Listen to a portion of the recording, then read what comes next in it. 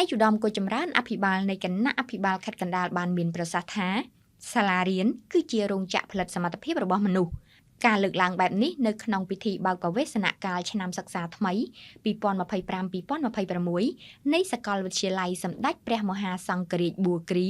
ក្រោមអធិបតីភាពឯកឧត្តមនូសាខុនប្រធានក្រុមប្រឹក្សាខេត្តកណ្ដាលនិងឯកឧត្តមគួរចម្រើនអភិបាលនៃគណៈអភិបាលខេត្តកណ្ដាលនាព្រឹកថ្ងៃទី21ខែធ្នូឆ្នាំ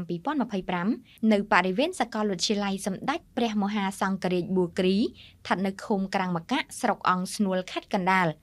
ឯកឧត្តមគួរចម្រើនអភិបាលនៃគណៈអភិបាលខេត្តកណ្ដាលបានលើកឡើងដូចនេះថាសាលារៀនគឺជារោងចក្រផលិតសមត្ថភាពរបស់មនុស្សព្រោះថាសាលាមិនថាកម្រិតណាថ្នាក់ណាបច្ចេកទេសអ្វីនោះទេ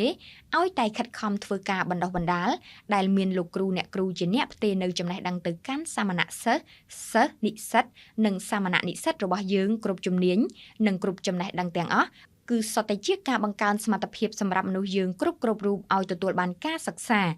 ដែលចំណុចនេះគឺពិតជាមានសារៈសំខាន់ខ្លាំងណាស់ដោយសាលាបានផលិតនៅធនធានមនុស្សបានយ៉ាងច្រើនក្នុងរយៈពេលប៉ុន្មានឆ្នាំនេះដោយបានចាប់ផ្ដើមតាំងពីកុមារតូចរហូតដល់ចប់ថ្នាក់សាកលវិទ្យាល័យនិងខ្លះបន្តដល់ក្រោយឧត្តមសិក្សាបន្តទៀតឯកឧត្តមអភិបាលខេត្តបន្ថែមថាសាកលវិទ្យាល័យសម្ដេចព្រះសង្ឃរាជប៊ូគ្រីនេះមិនមែនជាសាលារបស់រដ្ឋនោះទេប៉ុន្តែទទួលបានការគាំទ្រពីសប្បុរសជននានាដែលបានមកពីការខិតខំប្រឹងប្រែងគៀកគររបស់សម្ដេចព្រះសង្ឃរាជប៊ូគ្រី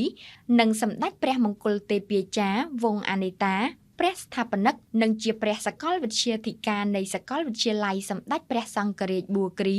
ហើយនឹងមានការចូលរួមគាំទ្រពីថ្នាក់ដឹកនាំក៏ដូចជាសប្បុរសជនជាតិនិងអន្តរជាតិជាច្រើនដោយបានការផ្ដល់ការគាំទ្រ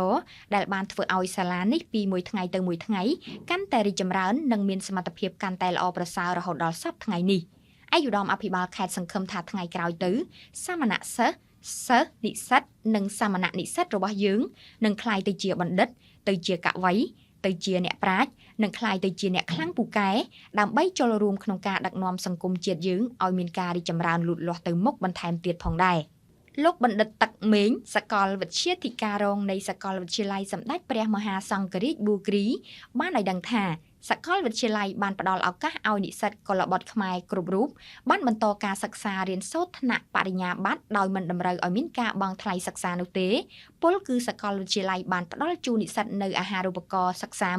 100% ពីឆ្នាំទី1រហូតដល់ឆ្នាំទី4និងឆ្នាំទី5ដែលជាឆ្នាំបញ្ចប់ការសិក្សាហើយសាកលវិទ្យាល័យសម្ដេចព្រះមហាសង្ឃរាជប៊ូគ្រីបានធានានូវគុណភាពនៃការអប់រំឲ្យមានគុណវុឌ្ឍិវិទ្យាសាស្ត្រនិងគរុសភាដើម្បីឲ្យនិស្សិតដែលបានសិក្សាចប់មានក្រមសីលធម៌ល្អ